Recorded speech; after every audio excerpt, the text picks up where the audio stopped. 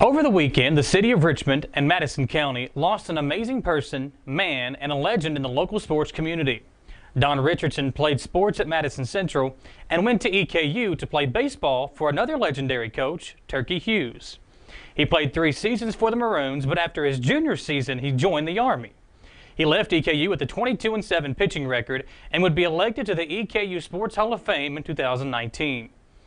After the military, he came home to Madison Central, and he would spend 35 seasons as head baseball coach and basketball coach. During his tenure as head basketball coach, Richardson would lead the Indians to 350 victories in 16 seasons as head coach and the school's first ever Sweet 16 appearance in 1987. That year, as a first-time participant, they reached the Final Four of the state, where they fell to Clay County, who was led by future unforgettable Kentucky Wildcat Richie Farmer. He never won the 11th region again as basketball coach, but he laid the foundation for future Madison Central basketball teams. Don Richardson is mostly known throughout the state of Kentucky as a legendary baseball coach. His best team was in 1982, when the Indians won 40 games without losing any, and that year USA Today crowned the Indians national champions.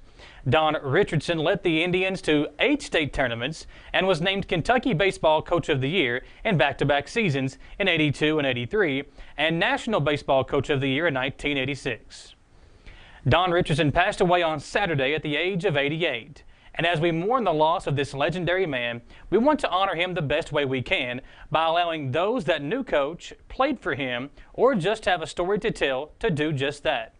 Next week on our sports show, we are going to air interviews with those people. If you have a story to tell, please reach out to myself or message us here on WBON TV, and we will set up an interview to allow you to tell your Don Richardson story. Our president, Kelly Wallingford, spoke earlier today with Kyle Sowers, who wrote the Don Richardson autobiography, Fodder on the Ground, and they talked a little about Coach and what the book talks about. Kyle, thanks for coming on with us today. If you would tell us what it was like to spend that time with Coach Richardson and about him and writing the book Fodder on the Ground. Well, thanks, Kelly. It was about a 2.5-year deal. I guess we got together in late 12 and really took a little while to kind of get started and decide how we were going to approach the book and getting together with him and his ideas with it, and we had to round out some things, and some things we just couldn't do, and how big the book will be, who all we're going to talk with, and this kind of thing. But we probably really got started early in 13, and of course it came out in April of 15. And of course we decided to just do his whole story, life story, as best we could. You know, sometimes you, with a book of 220, 230 pages, I looked at it about a year after it was done, and I thought, you know, we probably could have done another 40 or 60 pages probably. It wouldn't hurt a thing. You just never know how big the book will be.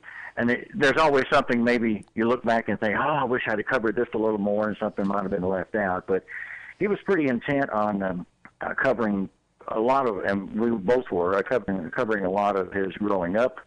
He lived in Ohio a while, came back here, went to Red House, and went on to Central, and, of course, EKU. And, of course, in all those years of coaching, he was really a guy right here, you know, and a guy ahead of his time, pretty much, with the way he, I think, his approach to coaching. And baseball was his best. He loved both sports, basketball and baseball, to coach. And but his heart was really deep into baseball with all the years he put in with that. But we then decided maybe half the book could be with interviews of his players. We talked about a lot of the teams through the decades. We tried to cover, there wasn't many years we missed rolling up from late 50s to the early 90s, didn't miss many. We covered the good teams that really excelled, the 87 basketball team that was the first regional champion ever at Madison Central. And we covered that with several of their players. They had a lot of seniors that particular year.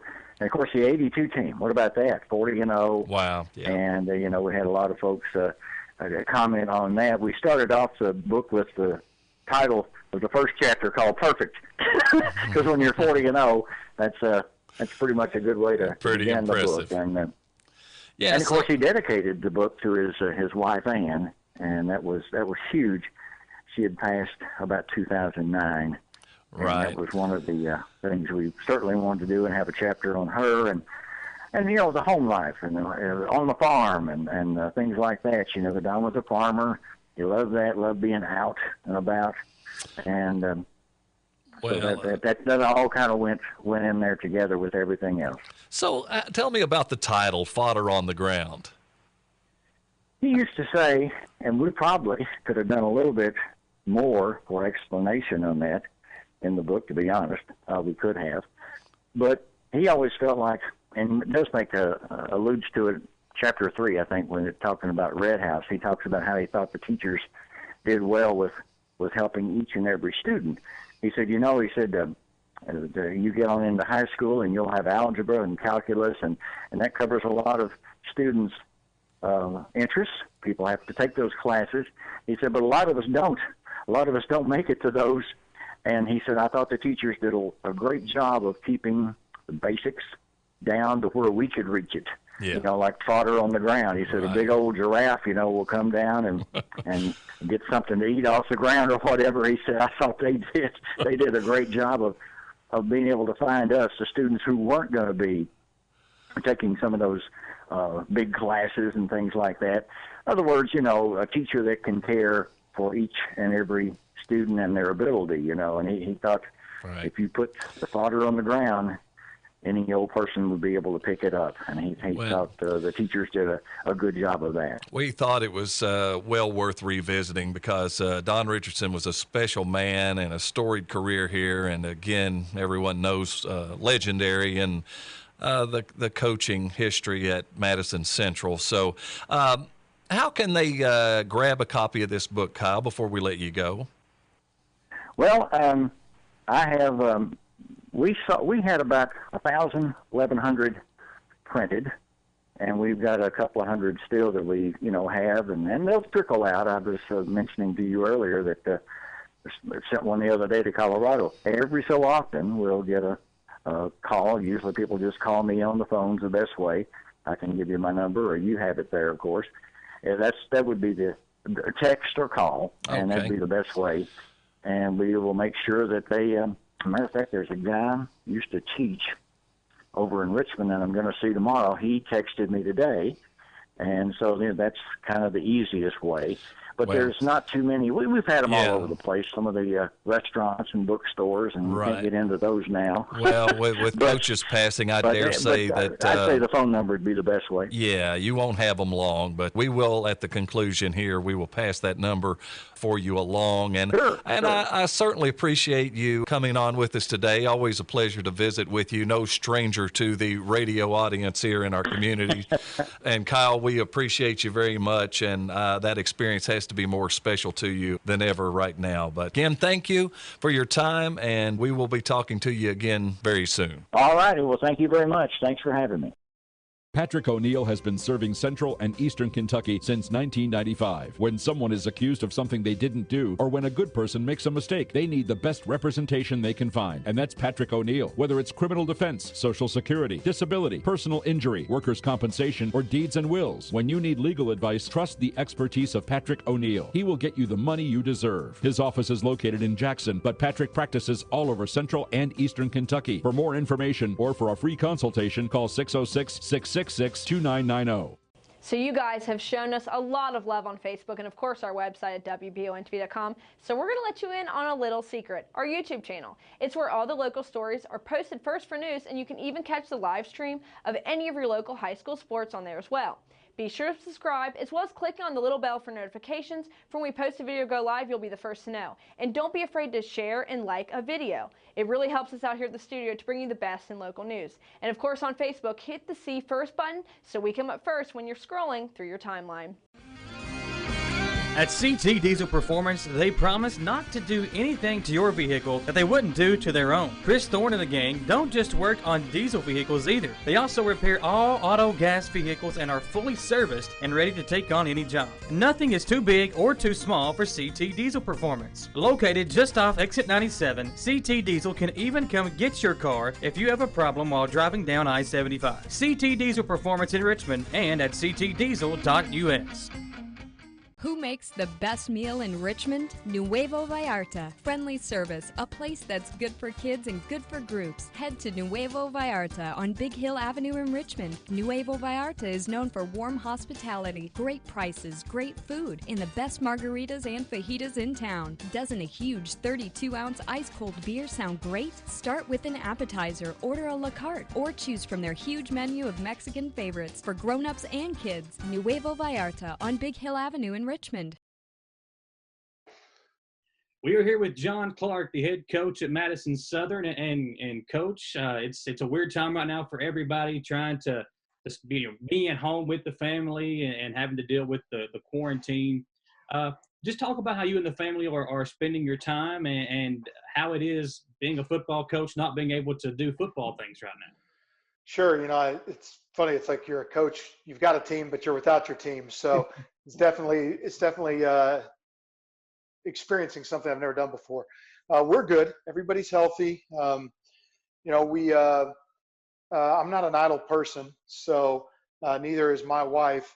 And, it's interesting because everybody's experiencing things they've never experienced before. And for me, I was telling a longtime mentor of mine who's a retired coach the other day, this is the first time in my professional life where even like in the summer or during Christmas break, I'm always preparing for football. This is the first time I ever remember that I'm already ready. We were ready for spring ball. There's nothing else for me to do for my football team right now, and I can't actually work with my team really. So this is the first off from that stuff I feel like I've ever been, especially since married with kids. So for me, it's been a lot of time with family, a lot of time with my wife, which for me has been awesome because coaches, we don't get a ton of time like this. Yeah. So I've personally really enjoyed it and have used a lot of this time for personal growth, doing a lot of things that I've always wanted to do and things that I've not had time to do. Well, whenever you're a head coach and you have the success that you've had, making it to the state championship game, another deep run last year, those rumors start to swirl around. Well, is there other schools calling on you? So those rumors have started up again, and we want to give you a chance to address those. Yeah, and this happens every couple of years. I'm going in my 10th year here at Southern. There's been phone calls from other schools along the way and opportunity to look at other jobs. And recently, this past off season, I had some people call and ask, "Hey, are you leaving? And we've heard you're going to leave. You're going to stay." So I think that comes with the territory when you've been somewhere for a while. But we're not going anywhere. We're very happy here. I have had other schools call over the last several years, and to be honest, the thing that keeps me here is our administration. The administrative support that I have from my principal, our superintendent, assistant superintendent, has just really been remarkable. And I think something that you got to be careful with in everything, especially, in life, but really in coaching too, is the grass isn't always greener on the other side. I'm a firm believer of the grass is greenest where you water it the most. And something I think that coaches don't look at extensively enough is everything seems better other places a lot. But without the right administration support, you can't do anything. Yeah. I don't care where you are. And for me, that's been the whole deal. The reason I'm going into my 10th year at Southern is my administrative support, just the support for the things we do, how we do them, their willingness to work with us through things has just been truly remarkable. And I don't know if you could find this anywhere else. When you look at how things are going right now, so prom has been canceled, graduation is, what are we doing with graduation? And you were very, very close to the seniors that you had on your football roster this year. And I've spoken with Tobias about a month ago when this all started, just kind of about how he was getting ready for the football season. I've spoken to him, but I want to kind of ask you about that. So you were very close with these guys, and they're not getting to experience some of the biggest moments of their senior year. Have you spoken to any of them, or what kind of advice have you given them to kind of help them keep their heads up? I have. I just actually talked to Tobias right before we started this. Dawson Gabbard's one that I talked to pretty extensively. It's funny, after they're done as seniors, some of them I grow closer with, and some of them just disappear. It's like that every year. The few that have chosen to kind of stay close and stay connected, Dane Jackson's another one that we talk pretty frequently. And, Dane's situation is really unique. He went away to school already and was competing and was second on the depth chart, comes home for spring break and doesn't even go back. So he's sitting there going, am I going to have football or not, when he was planning on spring ball too. So they're doing okay. It's the unknown is tough for everybody. The unknown's tough for you, just like it is for me, just like it is for them. Dawson's big thing is, in talking to him, he went from this consistent routine where Dawson Garrett, if you saw him now, is in the best shape of his life. Okay. I mean, this dude looks like he is ready to go play some big time football. He was getting himself ready to go in and compete right away. I've never seen, like, the physical changes he's made since you guys talked. I think it was in December. Is truly remarkable. He is a wall right now, and he's lost fat, built muscle. So he went from the best shape of his life in this mental mode of enjoying high school, doing well in his grades, working out like an animal, to stocking shelves at Save-A-Lot 40 hours a week with no idea where he's going to be tomorrow and if football is even going to happen. So it's been a big mental shock to their systems. Tobias is kind of the same thing. So I know with those guys that are going to play football, they've talked less about experiences like prom and more just what's going to happen in my fall. Am I training for something? Am I training for nothing? It's kind of been more of their focus. Now, I think a lot of the kids that are graduating that don't already have a plan for tomorrow. I think that reality of prom, graduation, those things are probably going to hit them a little harder. But it's tough. I mean, it's hard to be them. And the funny thing is I think as adults, we all think we can relate. None of us can relate to this. All of us experience those things as seniors. Yeah. So it's not even a thing where I can look at them and go, hey, I know where you're coming from. I don't know where you're coming from at all. And so I think the best thing we can do is just be an ear to listen and give advice where needed, but otherwise just try to help them manage, their emotions through it all, because they're an emotional roller coaster right now, no question. Well, I know how much coaches like stats. I got a good stat for you about prom. I myself, from the time I was a freshman in high school to I think a sophomore in college, I went to 8 proms. Oh my gosh, you are a popular guy. A lot of them. I like to dance though, so that's kind of why. I could read in some statistics into that statistic now. Yeah, exactly. Well, Coach, so we're trying to get ready for the season, and one thing that I'm hearing, we're trying to see what Governor Beshear is saying about, sports, and we're seeing what the NFL is doing and the NBA is doing and college football. For football, I feel like it's not as big of a deal to not have fans in the stands that it is for basketball. But for high school football, it's a little bit different because the fans do kind of carry an emotional impact. I feel like a lot more than you might see in college or the NFL. Sure. How do you think it would be for high school football to not have fans in the stands? I think it would be unusual, but here's the thing. I've had so many people call me and ask me, hey, what's going to happen in the fall? What do you think's coming? Your guess, Michael's, as good as mine. We have no idea. And, the KHSAA ain't calling up us coaches and asking us our opinions on it. We're going to do what we're told. Yeah. And so we're going to play the hand that we're dealt, which, me personally, I like that, because the unknown and the ability to be flexible and work with something new kind of excites me. But we may play without fans in the stands. I don't know. And to me, those that love the game and have drive and have goals and ambitions will do fine. Those that are there for the Friday night hype are going to struggle. I think the question then becomes, do you flip on the lights and pay an electric bill, or do you play on Saturday mornings? Yeah. Then you start to look into the cost of travel. If there's no fans in the stands, most athletic department budgets pay for the travel for buses and whatnot. So do the kids have to get themselves to the games? Do you not play freshmen in JV because of travel expenses and costs?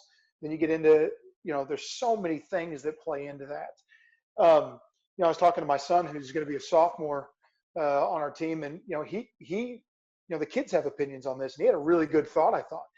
He said, with the close proximity that football's played and the distance with some sports like baseball, have they talked about playing baseball in the fall and then playing football in the spring? And that is something to me that really makes some sense when you're, baseball didn't have a season. Why couldn't they play in the fall?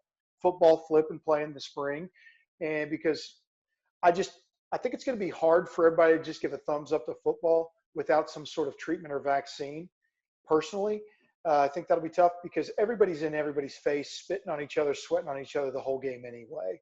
So not literally spitting, but you know what I mean. Yeah. I mean, you're in constant contact with everybody. I think it's hard to play that game regardless of stands and the fans. Well, while we are stands or not. Yeah. Well, while we're doing this call, I actually got a text from Jay, the athletic director at Southern. He's been on the call with the KHSAA about the dead period, and he just said that as of now, things will stay the same until the end of May, looking like July, possibly before this dead period is lifted. And he said that the KHSAA announced that to host events, you must meet a certain criteria. So that's kind of what they're saying now about, the dead period that's going on. And as coaches, right now you all are starting to get ready for the upcoming season normally. How long do you think it would take for you all to, if there is a season, or if they say, okay, well, let's just continue with things how they are right now, your season will begin when it was supposed to begin. How do you think, or how much time do you guys think you would need to get ready for that? That's a good question. So I just got the same text from Jay. That's what I was leaning and looking at. So here's the thing. And we can get into my opinion on this versus what the uppers do all day. But I think, first off, I didn't think anything would happen until August 1st. I could see August 1st being when we all come back, which is the way it was when we were in high school. When I was in high school, you reported August 1st. Now, we had workouts all summer. My biggest concern as a coach is I could have shown up August 1st and been fine with my team because I had my kids all the way through May and in workouts throughout the summer periodically, so I know where they are. As far as coaching, I know how hard I can push each kid. I know where their condition level is, their fitness levels are. With this dead period that we're in, I think that's the worst thing. Yeah. Now, I know what they're trying to do. They're trying to keep everybody from getting together. But any coach with any sense, even if they lifted this right now, I would not be gathering my team as a group right now. I'm not going to do it. I don't think it's a smart thing until I know more information. But to not be able to work kids out virtually, give them workouts, do some small group distance stuff where we're running but nobody's close to each other, that concerns me. Because if we come back in July or August, everybody's trying to get ready for that first game. I have no idea where our kids' fitness level is. You're going to have guys trying to host two-a-days, and they don't know where kids' fitness level are. Well, you know what two-a-days are like. You know how hot it gets with the heat issues anyway. I think you get into some serious injury concerns. And if coaches aren't smart about managing the workload, you could have some physical issues because you hope your team's working. Right now, I hope my team all ran today. But, I mean, let's be real. They didn't all run today, okay? So there's going to be some modifications on how we have to do things. One conversation I had with one of my coaches on my staff yesterday, I think if we start August 1st, this is going to change some offensive schemes, some defensive schemes. You don't have 3 months to implement a no-huddle spread passing game that takes timing and all these things that take all this work and practice. Special teams could be a major factor that's affected by this. A lot of teams wait until a couple of weeks before season to even issue special teams, but you've already got your offense and defense in some of them. So I could see it simplifying the game a little bit. I know we have a plan in place if we do start back August 1st on minimizing some install and kind of dressing down some things so we can play fast when it's time to play again.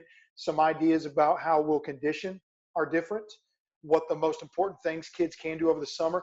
I just hope the KHSA gives us time to condition kids first instead of a hard start back day like this. I think we need to ease back in small groups so we can condition the kids, if that makes sense. Yeah, and I think to me that was the biggest, talking about easing into it, I think that was the biggest shock for baseball teams. The Monday before the season started, I had Jay Langfels and some of the Southern players, and I had some of the Central baseball players on our sports show. We had no idea the season was even potentially going to be canceled.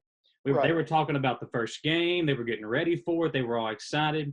And we never even brought up the question of, hey, how are you all preparing for if the season is canceled? That wasn't even a thought in our mind. So I think that was the biggest shock for some of these baseball and softball players, was they didn't even get a chance to prepare for the season being canceled. They just got the call and the season's over with. So I feel like that was the biggest or the hardest thing for some of these athletes that didn't get a chance to play baseball or softball their senior year, was not to have the chance to prepare for that to come and just having it thrown up on them and, hey, your season's over with. Well, and there's some other implications here too. If you were a junior this baseball season for recruitment purposes, isn't this the most important time for you in recruiting? And now the decree comes down that you can't play travel ball. So it's like, one, how are colleges going to evaluate? I've talked to a lot of college coaches. If we don't have a season, how are you guys going to evaluate juniors and seniors? You know, now's juniors that are going to be seniors, one, but especially your current sophomores that are rising juniors. That's really the evaluation year for them. How are they going to evaluate that? I mean, they're not going to look at JV film, which most sophomores across the country, most are playing JV in their sophomore year. So there's a lot of issues with recruitment and how that will all work. Got a call the other day from a parent on our team who their son's been invited to a prospect camp, and it's in July, and they're like, what do you think? I'm like, I don't know. But I tell you right now, like, we were going to send my son to a camp in June, and I'm not booking it now. Because what's the point? Until everybody can do something, there's no point even trying to book something. So I don't know. It's interesting how it'll all play out. You talked about having your son at the house, potentially going to be quarterback for you. So does that kind of give you an advantage going into the season, having him, and you can kind of work on some things with him at the house? Yeah, it'd be a liar if I said it didn't. I mean, I don't know what my whole team's doing. I know there's guys that share stuff with us, but I know what he's doing. He's working every day. He's throwing to me every day. He's working on everything. So, yeah, I mean, for some players that are taking advantage, in his situation, he'll be more prepared than he would have been otherwise. And there are some other kids on our team that I know communicate with me as well that this has actually helped them because they needed time to put on weight, to work on things, to get stronger. And if they're actually doing it, like I know we've got a young lineman who was a sophomore, going to be a junior. He played at 195 pounds this past season as a tight end on JV. Moved into tackle halfway through the season. Zach Hess is who this young man is. Realized how big he's going to potentially be. He's up to 245 right now, and he's 6'4.5". Oh, wow. He played at 195 last season. Well, this is great for Zach Hess because Zach Hess needed time to put on weight, get stronger, and develop at tackle. He's doing those things on his own, and because he's doing them, he's taking advantage of the time he has to do those things right now. So this can be a really good thing for the athlete that takes advantage of it. There's no question. Well, Coach, kind of running out of time, but I appreciate you taking time out of your day and time away from the family to talk to us. And first, before we let you go, is there anything you'd like to say to the fans out there that hopefully can give us a little glimmer of hope for football season? Yeah, I mean, so here's what I do is, and I've told our team the same thing. I always hope for the best, but prepare for worst case scenario. It's the way I teach our kids. We're going to plan for this, but we have to be ready for worst case scenario. Well, I'm ready for worst case scenario would be no season, but we need to be preparing around Berea, Kentucky. Like football is going, in my mind's eye, I picture football being the first major community event in the fall that's going to tie this community back together. I see Friday night being bigger than it's ever been because people can get out and are excited to get out. I think this could make for a massive fall football season in the state of Kentucky. And even if they cut it back, trim back the season a little bit because we start later, I don't think that matters. To me, what matters is that first Friday night where the lights come on, the entire county should be at the games. And I think they will be. So if everybody can hang in there, I think there will be a lot to watch in the fall. And I think if we're given shortened windows to prepare, I think you're going to see coaching play a little bit more of a factor because there will be a coaching advantage if you have a shorter window to get your team ready. All right, Coach. Well, I appreciate your time, and you and the family stay safe. Look forward to hopefully seeing you out there on the sidelines come August. Sounds good, man. Thank you guys, and be safe. Appreciate you having me on. Thank you, sir.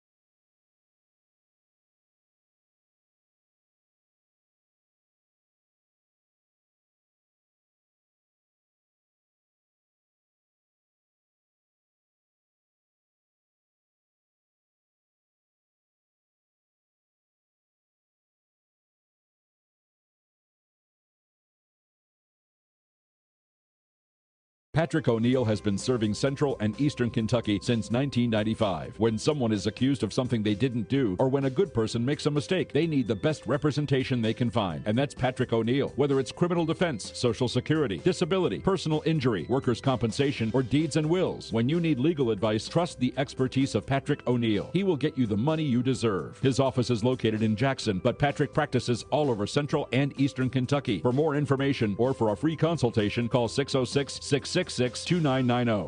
So you guys have shown us a lot of love on Facebook and, of course, our website at WBONTV.com. So we're going to let you in on a little secret, our YouTube channel. It's where all the local stories are posted first for news, and you can even catch the live stream of any of your local high school sports on there as well. Be sure to subscribe, as well as clicking on the little bell for notifications. For when we post a video go live, you'll be the first to know. And don't be afraid to share and like a video. It really helps us out here at the studio to bring you the best in local news. And of course on Facebook, hit the See First button so we come up first when you're scrolling through your timeline. At CT Diesel Performance, they promise not to do anything to your vehicle that they wouldn't do to their own. Chris Thorne and the gang don't just work on diesel vehicles either. They also repair all auto gas vehicles and are fully serviced and ready to take on any job. Nothing is too big or too small for CT Diesel Performance. Located just off Exit 97, CT Diesel can even come get your car if you have a problem while driving down I-75. CT Diesel Performance in Richmond and at ctdiesel.us. Who makes the best meal in Richmond? Nuevo Vallarta. Friendly service, a place that's good for kids and good for groups. Head to Nuevo Vallarta on Big Hill Avenue in Richmond. Nuevo Vallarta is known for warm hospitality, great prices, great food, and the best margaritas and fajitas in town. Doesn't a huge 32-ounce ice-cold beer sound great? Start with an appetizer, order a la carte, or choose from their huge menu of Mexican favorites for grown-ups and kids. Nuevo Vallarta on Big Hill Avenue in Richmond. All right, Jamie, over the last few weeks, we've been doing our drafts. We did one for Berea a couple of weeks ago. We did one for Model a couple of weeks ago as well. It was a lot of fun. And this week, we're going to have our Madison Southern draft. I actually spoke to Coach Buttrey earlier this morning, just kind of get an idea of some of the players that played, back before I even kind of came around, to get an idea of some of those guys. So we'll do that later on in the show. But we have got the current head coach of the Eagles, Austin Newton, here with us. And Austin, it's a crazy time right now, and we're coming on the air here with you and Jamie, and you're both got your head shaved. I don't know, is that something that happened because of the quarantine? Yeah, I've lost my mind, to be honest with you. Like, I'm a creature of habit. I like routine, and it's just really messed with me. But we're doing the best we can, and it was time for me to shave my head anyway. I was going thin. I was going gray. I was looking for a good excuse to get it done, and this quarantine just happened to speed the process along a little bit. You wear it well. Michael's not far behind us, I don't think. It's going to happen probably eventually, because you got a screaming 3-year-old and a 4-month-old that don't let you sleep a whole lot. Then it's time to start pulling. Totally understand that. Well, so the quarantine time, just talk about how you and the family are doing and kind of how you've been spending your time. We've been doing great. It's the first time in my life that I've had a chance to really slow down, be a dad, be a husband. Again, I'm a creature of habit. I like a routine, so it's got me out of my routine. But at the same time, it's been a true blessing, to be honest with you, just to be with my family, to be present. I like it when it's nice outside. I've been able to play golf the last few days, but it has been a great time for me as a person to just slow down. And I've just never had the opportunity in my entire life to just not have any sports going on and just be there with my family. So it's been refreshing, but at the same time, I'm ready to get back with my team and with my guys. How have you been communicating with them? Have you been keeping up with them, giving them stuff to do at home, workouts, that kind of thing? We do have a group text that we communicate daily with just checking in. And this is a time of year where we'd be playing open gym and doing weightlifting and stuff, but we wouldn't be full throttle until school's out and we start our summer schedule. But we have a group text. We've had a couple Zoom meetings. Our strength and conditioning coach, Corey Chapman, does a great job of keeping our athletes updated via social media on workouts they can be doing from home. And he's a blessing to our school, Corey Chapman, to just have him posting workouts. So it's tough to not be able to keep tabs on these guys and see them day to day, but you just hope and pray that they're continuing to work out and they take advantage of this time. You had a huge senior class this year with your basketball team, and some of those seniors played baseball or were going to play baseball, didn't get the chance to do that. Some of those guys playing college basketball. Some of those guys have got some big aspirations. Have you talked to them about some of the stuff they're missing, prom, graduation? I know you had a big senior class, so have you been able to kind of keep up with those guys and just kind of give them some advice to keep their heads up?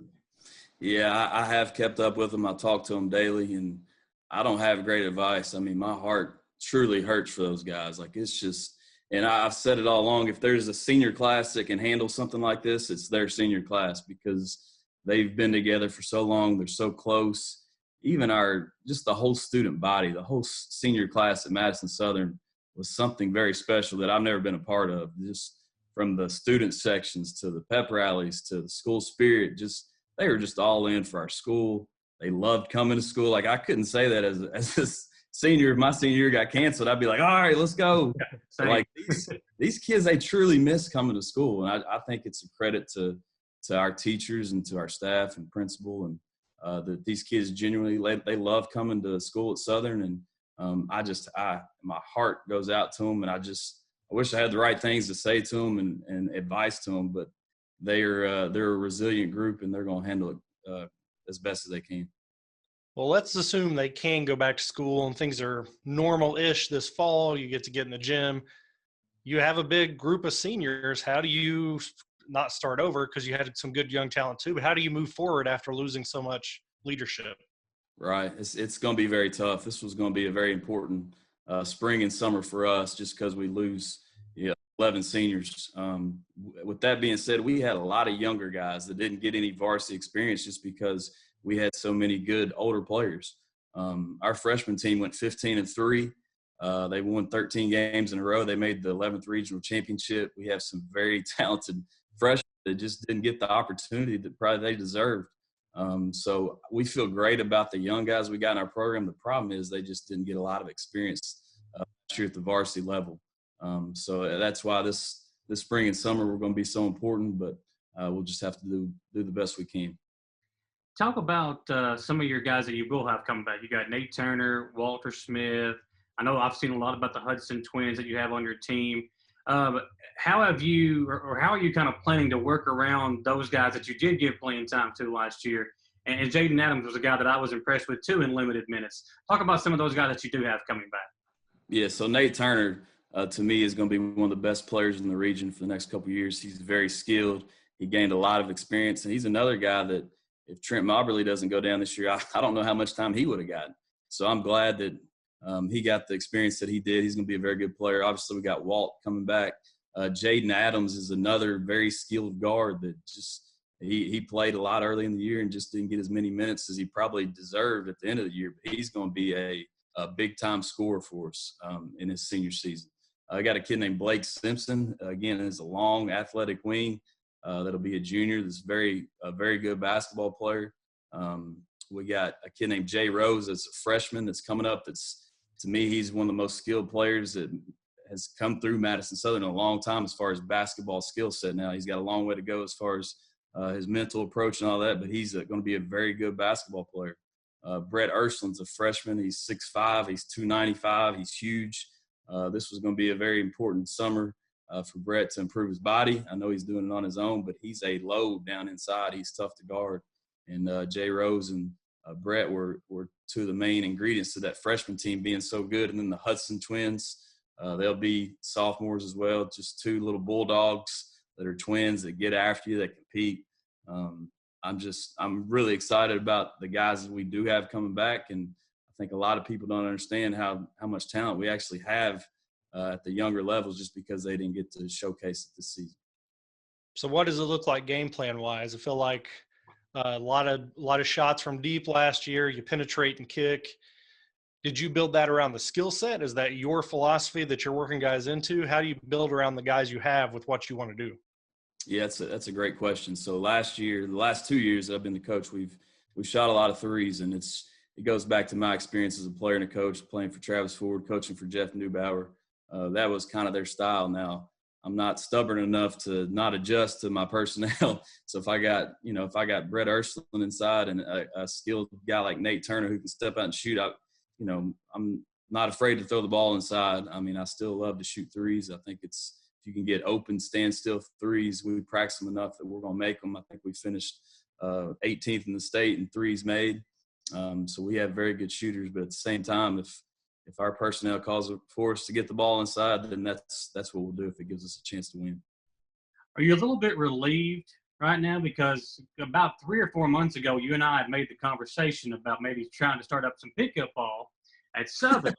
And now you're not going to get the chance, or I'm not going to get the chance to kind of redeem myself for the quote-unquote charge or block that was taken in the media game that we had. But are you a little bit relieved that you don't have to guard me now this summer? Or maybe is there still a chance we might be able to play some pickup ball? Yeah, absolutely not. I'm not relieved. I was ready, man. I've been running. I've been staying in shape. Well, I have not been doing that. I was ready. So as soon as this thing opens back up, you let me know, man. I'm all in.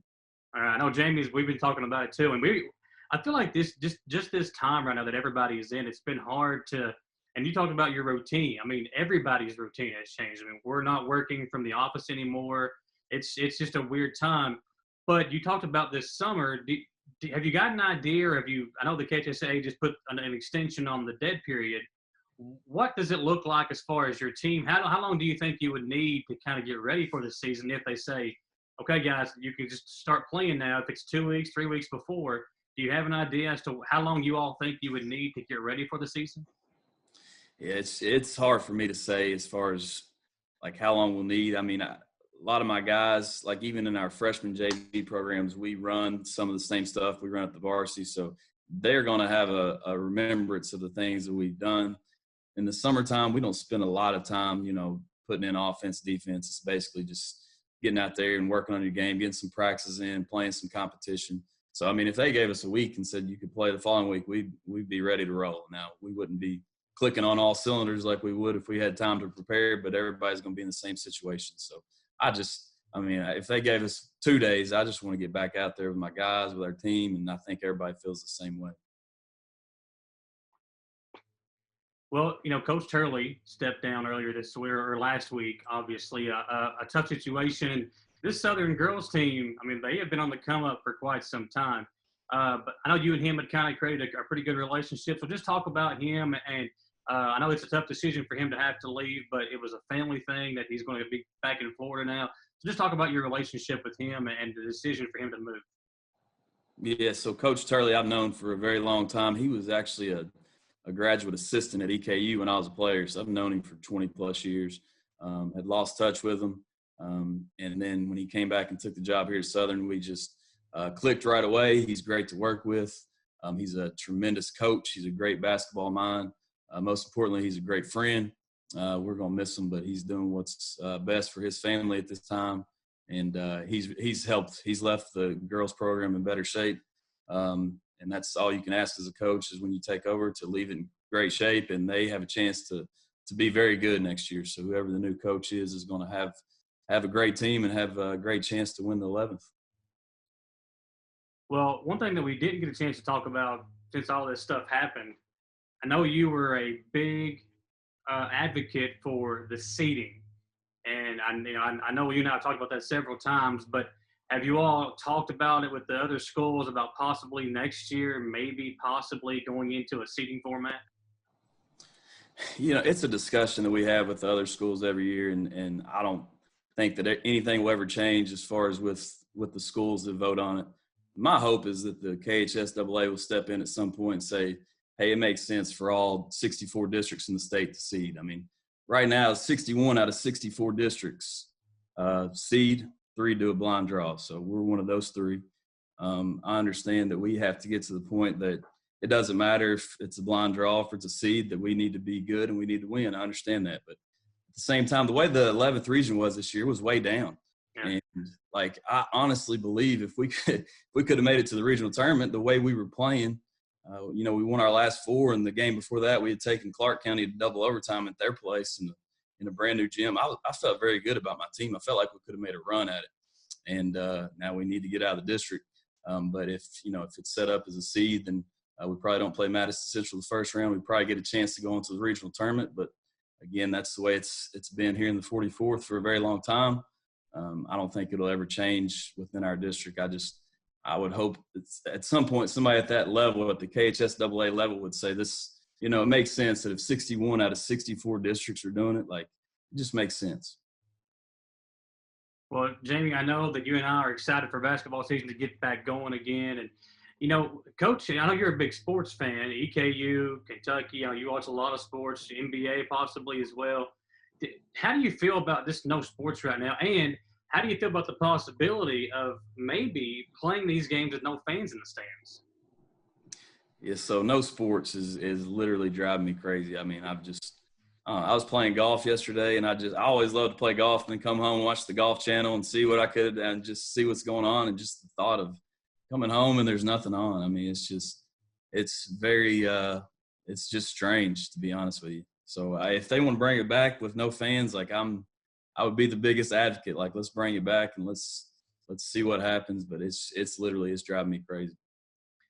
Well, Coach, we appreciate your time. Jamie, anything else from you? No, thanks for giving us some time, Coach. Good to see you. Nice haircut. You got it, guys. Listen, as soon as you're ready and they said we can start playing some ball, Jamie and I are ready too. Maybe we can guard each other until we're back in shape a little bit, and then we can let you guys just do your thing. That's the plan. I'm ready, man. You need to work on that jump stop, though. You can't just drive the ball in and just run people over. You got to land on 2 feet. Well, listen, I've been for my entire life, my go-to move is the jump pass. So maybe I got to just change it up a little bit. I'm saying such in bad shape right now that I'm probably can't jump very high anyway. So I probably can't start drawing on. I mean, you've seen us play, haven't you? We took 86 charges this year, Michael. I forgot the scouting report. You just try to drive it in there just out of control, like we're not going to get in your way. Come on, man. Well, when I played, what everybody said was the luckier the shot for me, the more likely it was to go in. I would miss a wide open layup, but if it was a 3, I was having to shoot backward, it was probably going to go in. That was the scouting report for myself when I played. So I was just trying to do that same thing whenever we were playing the pickup game. I got you. Well, Coach, you and the family stay safe. Look forward to hopefully having basketball and football and everything very soon. And if there's anything we can do for you during this quarantine time, feel free to reach out to us. And don't forget, tell the folks about our Madison Southern draft. I know we've got some guys that are probably going to be on the roster that's you've had the last couple of years as well. Awesome, man. Appreciate you guys having me on, and hope you guys stay safe. I hope we get back to normal sometime, and hope the sports return very soon. All right, Jamie, we'll take another commercial break. When we come back, it is time for our Madison Southern Draft here on the Sports Show on WBONTV.com. Patrick O'Neill has been serving Central and Eastern Kentucky since 1995. When someone is accused of something they didn't do, or when a good person makes a mistake, they need the best representation they can find. And that's Patrick O'Neill. Whether it's criminal defense, Social Security, disability, personal injury, workers' compensation, or deeds and wills, when you need legal advice, trust the expertise of Patrick O'Neill. He will get you the money you deserve. His office is located in Jackson, but Patrick practices all over Central and Eastern Kentucky. For more information or for a free consultation, call 606-666-2990. So you guys have shown us a lot of love on Facebook and, of course, our website at WBONTV.com. So we're going to let you in on a little secret, our YouTube channel. It's where all the local stories are posted first for news, and you can even catch the live stream of any of your local high school sports on there as well. Be sure to subscribe, as well as clicking on the little bell for notifications. For when we post a video go live, you'll be the first to know. And don't be afraid to share and like a video. It really helps us out here at the studio to bring you the best in local news. And of course on Facebook, hit the See First button so we come up first when you're scrolling through your timeline. At CT Diesel Performance, they promise not to do anything to your vehicle that they wouldn't do to their own. Chris Thorne and the gang don't just work on diesel vehicles either. They also repair all auto gas vehicles and are fully serviced and ready to take on any job. Nothing is too big or too small for CT Diesel Performance. Located just off Exit 97, CT Diesel can even come get your car if you have a problem while driving down I-75. CT Diesel Performance in Richmond and at ctdiesel.us. Who makes the best meal in Richmond? Nuevo Vallarta. Friendly service, a place that's good for kids and good for groups. Head to Nuevo Vallarta on Big Hill Avenue in Richmond. Nuevo Vallarta is known for warm hospitality, great prices, great food, and the best margaritas and fajitas in town. Doesn't a huge 32-ounce ice-cold beer sound great? Start with an appetizer, order a la carte, or choose from their huge menu of Mexican favorites for grown-ups and kids. Nuevo Vallarta on Big Hill Avenue in Richmond. It is time for our Madison Southern Draft, and Jamie, first of all, my hair is officially, we have entered the have to have a haircut stage. So that's why the hat is back on, and we are presiding with our Madison Southern Draft. Again, we do want to send our condolences out to the family of Don Richardson, the legendary coach from Madison Central that passed away this past weekend. So continue to remember that family in your thoughts and prayers. We will have, again, a special coming up next week on the sports show about him with former players, acquaintances, friends, people that want to just tell their Don Richardson story. We'll have that for you next week here on the sports show. But Jamie, let's jump right into our Madison Southern Draft. So Berea and model drafts were a lot of fun. A lot of people were excited about those. We had a lot of people comment on which team would win. Now time for our Southern Draft, and I have the first selection again this week. And I am taking a no-brainer, a kid that I absolutely – one of my favorite players to watch that I covered, Michael Jefferson. He was just his number was just hung up in the rafters as part of the Madison Southern kind of Ring of Honor kind of thing. He was put up there this past season. A really good player, killing it right now at Transylvania, I believe. And he's a guy that I think any coach around here would have loved to have had on their team. Yeah, absolutely. He continues to kill it, and he's one of those guys. And I think we're going to see that there have been a couple special teams, and those are the guys that we're pulling from, or the teams that we're pulling from. And Michael Jefferson's on that 2017 championship team. The leading scorer on that squad was Caleb Miller. So I'm going to take him with my first pick. He, again, on a great team, he was the leading scorer, and it's hard to pass up putting points on the board. Yeah, Miller was a guy that, he was kind of the 1A, 1B with Jefferson that year. And Miller was a guy when you needed a basket, he would get you one. He could shoot, he could extend the floor, and a really, really good player for back in the day for Shane Buttrey.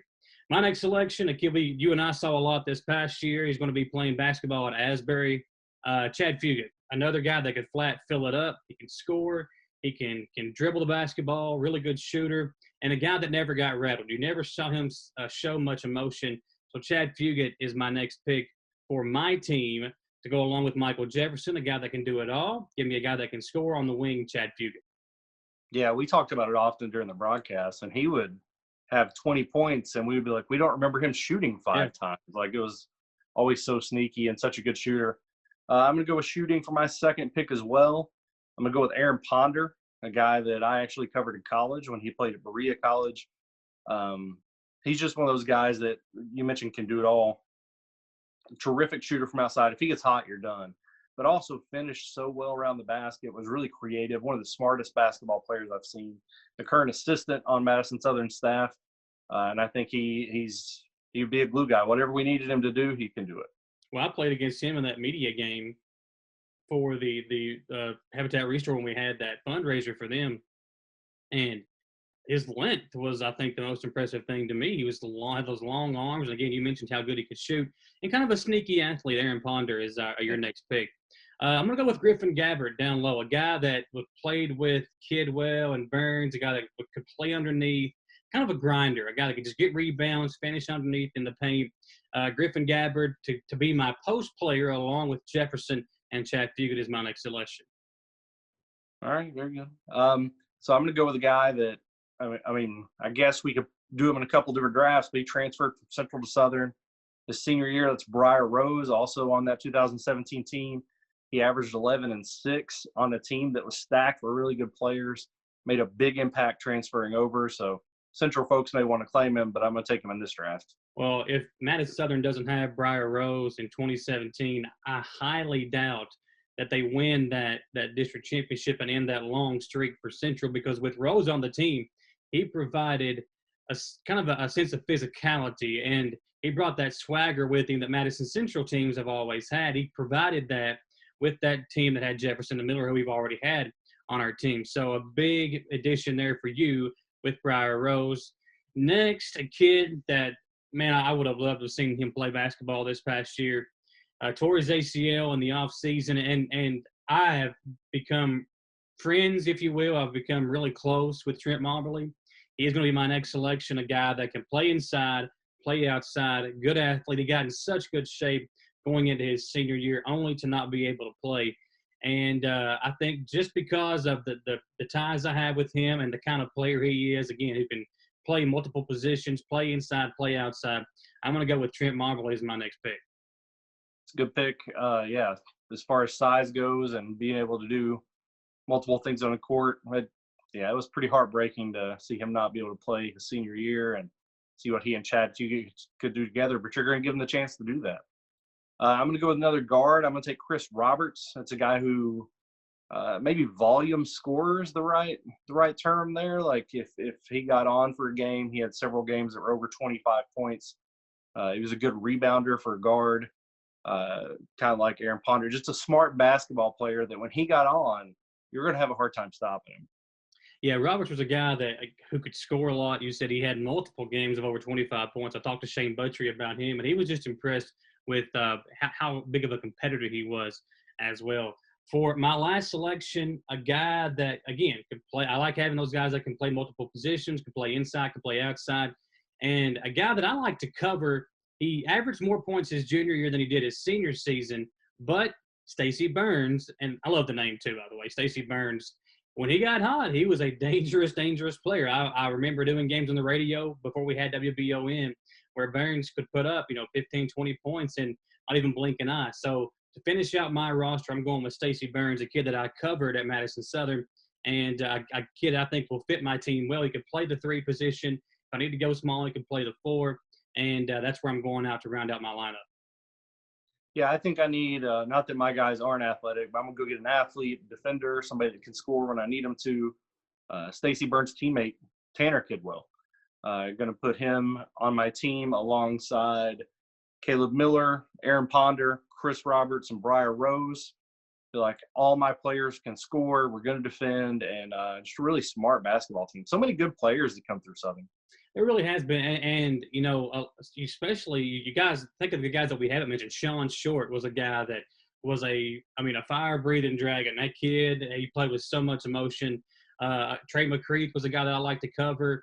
You got Hunter Buchanan from this past season who, listen, when he got hot there late in the year, he was a real big piece to that Madison Southern season that finished so well. So a lot of guys that we weren't able to select, but I think we've got a pretty good lineup here, Jamie, and we'll see what the fans decide, see who they think would win this matchup between your team and my team. We'll put those numbers and those rosters up here later on tonight or tomorrow morning, have the fans decide, and we'll talk about that next week on the sports show.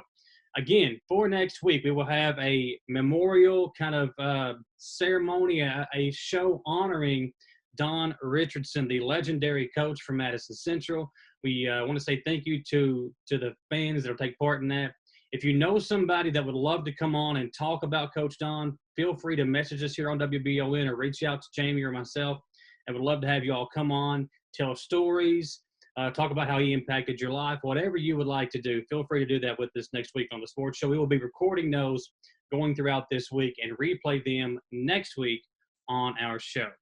Again, thanks to all our great sponsors, Nuevo Vallarta. Tomorrow is Cinco de Mayo. Celebrate at home, staying safe with Nuevo Vallarta on Big Hill Avenue in Richmond. And I also want to say thanks to CT Diesel Performance in Richmond and the law office of Patrick O'Neill, located in Breathitt County. For Jamie Boggs and myself, Michael Watkins, our TV producer is Austin Hanks. Our radio producer, Jaden Johnson. We'll see you next week for the Wallingford Sports Show.